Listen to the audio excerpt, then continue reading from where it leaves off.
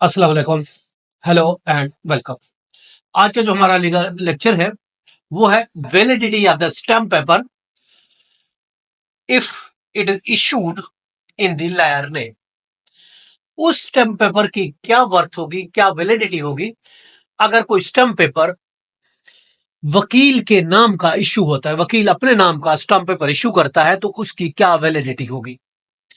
देखिए, इसका इन्हसार कोई ऐसा स्टैम्प पेपर जो वकील के नाम का इशू हो रहा है उसका इन्हसार ये है कि जो स्टैम्प एक्ट 1899 है उसकी कंप्लायंस क्या पूरी हुई है, उस पर जुडिशियल प्रेसिडेंट क्या है अगर हम ये देखते हैं, उसकी कंप्लायंस होना चाहिए।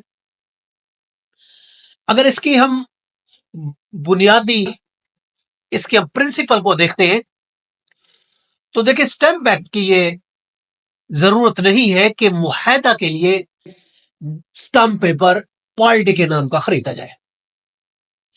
ये एक कॉमन प्रैक्टिस है, वकला ही स्टैम्प पेपर को परचेज करते हैं। कोई एग्रीमेंट बनाना है, कोई एफिडेविट बनाना है, किसके लिए? अपने लिए तो नहीं होता, अपनी पार्टीज के लिए होता है।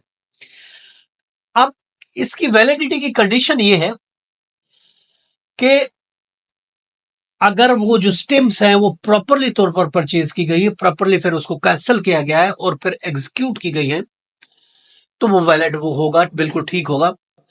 जहां तक रोल की बात है, इसमें वकील का क्या रोल होता है? देखिए, अगर कोई वकील स्टैम्प पेपर खरीदता है तो डॉक्यूमेंट्स इस बेस पर इनवैलिड नहीं होगा, याद रखें। लेकिन शर्त यह है कि उस स्टैम्प पेपर पर पार्टियों के नाम प्रॉपरली तौर पर होने चाहिए, वाजे और क्लियर होने चाहिए। देखिए, कॉन्ट्रैक्ट एक्ट 1872 के तहत वकील बतौर एजेंट काम करता है। अब शर्त यह है कि अगर हम देखते हैं, advocate must indoors stamp purchase with party name, वो इंडोज करे कि वो पार्टी के नाम का परचेज कर रहा है। कोड देखे टेक्निकलिटीज में नहीं जाती,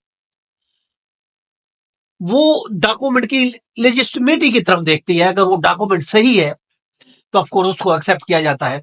चुनाचे वो स्टैम्प पेपर जो वकील खरीदता है तो पार्टियों के लिए ऑफकोर्स खरीदता है, तो वो उसकी वैलिडिटी होगी, बिल्कुल सही होगा और वो इस्तेमाल किया जा सकता है, मगर शर्त पार्टियों के नाम वाजे और क्लियर होने चाहिए।